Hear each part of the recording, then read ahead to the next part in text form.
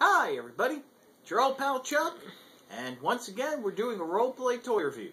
Today, we're taking a look at a video review that would be 9 months in the making. G.I. Joe Retaliation, Battle-Kata Blaster. This is something Craig from the Floosh cast and G.I. Joe What's on Joe Mind contributor and I were very excited about when we first saw it at the photos from Toy Fair. This is the front. One thing you'll notice is that on the front of the box, the Kata Blaster is much closer in colors to the actual toy.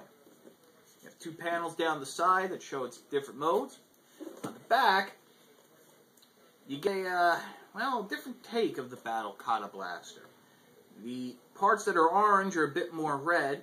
There's a slight more paint detail on the releases and what have you.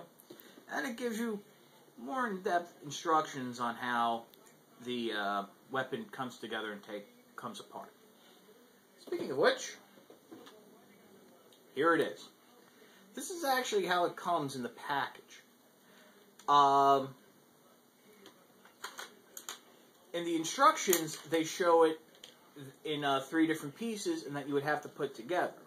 Personally, I like it coming together all in one piece because it's more of an adventure that way, getting you to see how it works and doesn't ruin the surprise.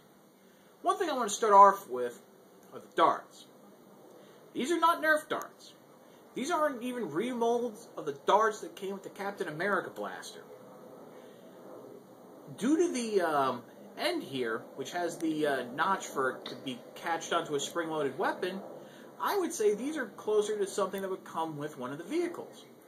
I actually want to say this looks like the missile, dropped it, that would come with the Ghost Hawk 2, which is a Echo or Bravo class vehicle that I think is going to be Wave 2. Now, interesting to note, it comes with 3 darts. 2 can be stored in the front. Now, usually with a Nerf blaster and a Nerf dart, it's not a good idea to store the 3rd dart in the chamber. But since these are solid plastic, they can store relatively easy. Loading it is quite interesting.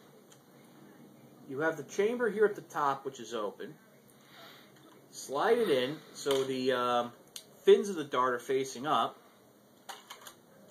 Slide the chamber forward and pull it down to the side. Now, if you're not ready to fire, you can actually pull the chamber back.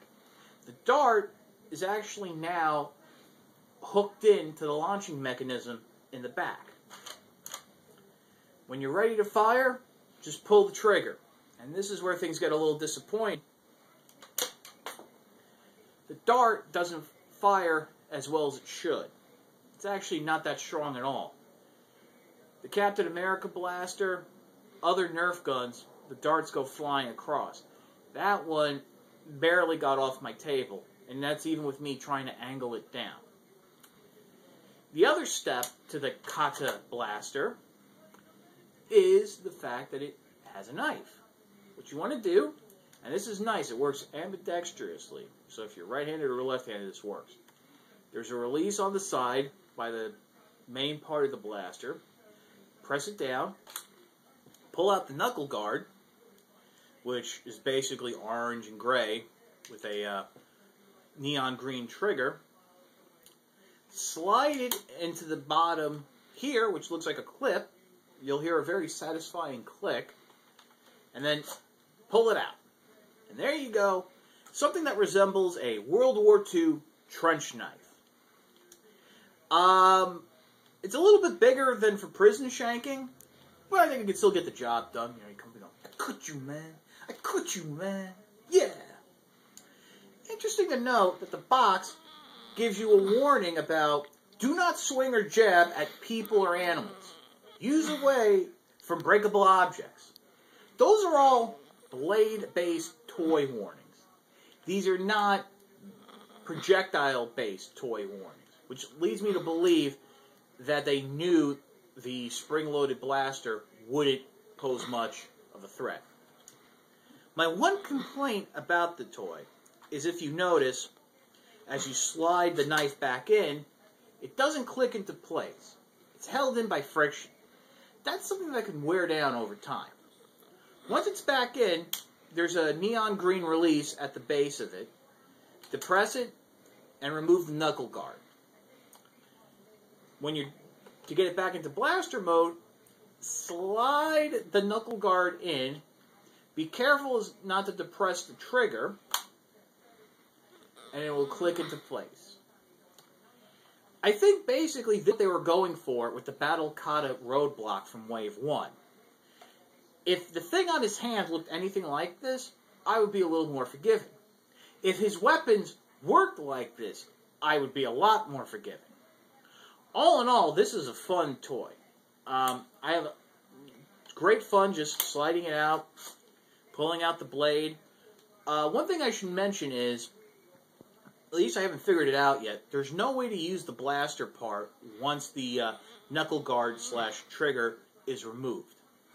Also, and this is very important, the tip up until about 3/4 of the way down is soft and squeezable.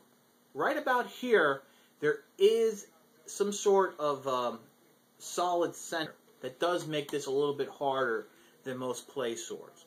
So again, be careful. But like I said, this is a fun toy. It's on shelves now. So, while I can't recommend it over some of the figures, I can say that I recommend it over the other role-play toys that are a part of Wave 1, which is the Sword of Snake Eyes and the Snake Eyes Ninja Battle accessory kit, which is a mask, another sword, and little ninja darts. This cost about $19, which is actually cheaper than some of the 3-packs. I think $19 is a good price. I also had a coupon, so that brought the price down to around $15. $15 is a great price for this. But let's be honest, role-play toys sit on the shelves for a while. So if you can wait for a sale, or maybe wait for next March, when this is going to get re-released again, when they re-release Wave 1, you might be able to pick it up then. So, it's your old pal Chuck. I'll see you next time, or I'll cut you, man.